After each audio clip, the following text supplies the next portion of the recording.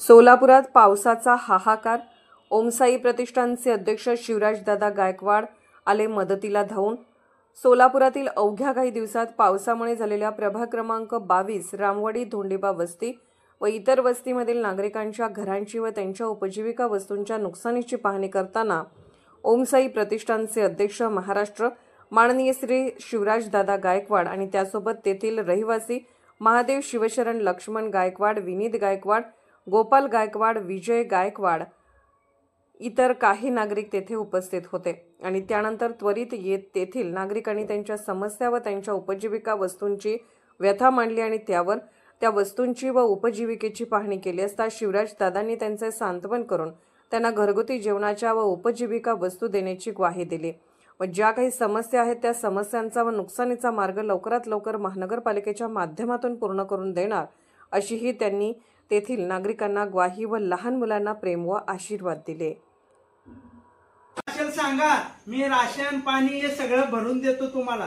हा, काय टेन्शन घेऊ नको, मला कॉल करा काय असेल तर। मावशी आता गेलं ना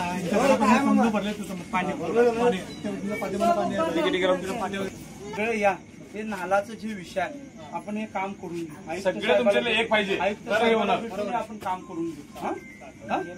काय पाऊस आला तर काय सगळ्यांचे गोरगरिबांचे पाणी शेत घरात कोणी येतं का नाही?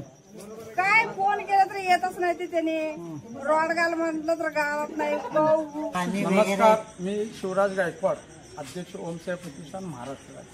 मी या रामवाडी धोंडीबा वस्तीमध्ये काही इथले ज्येष्ठ व्यक्ती, युवक पोरं मला संपर्क साधले असता मी या भागात येऊन पाहणी केलो।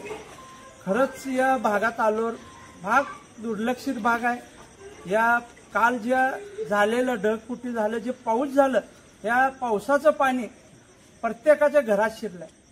इथं कुठलेही महापालिकाचा अधिकारी आला नाही, कोणी इथं आलं नाही। आणि इथं मेन समस्या ही आहे की इथं बाजूला नाला आहे, नालाचं संरक्षण भिंत फुटलंय। संरक्षण भिंत फुटल्यामुळं हे नाला कधीही ते या रामवाडी धोंडीबा वस्तीमध्ये पूर येऊ शकतंय। पूर आल्यावर अनेक लोकांचं घर हे पाण्यात जाऊ शकतं आणि पाण्यात गेलंय। आणि मी सगळ्या प्रशासनाला विनंती करतो, लवकरात लवकर इथं जे विषय आहे इथं महापालिका अधिकारी, कामगार वर्ग पाठवून या ड्रेनेजचं काम इथं लवकरात लवकर व्हायला पाहिजे। जर इथं काम नाही झालं तर आम्ही महापालिकात येऊन बसू तुमच्या समोर, एवढं सांगू इच्छितो।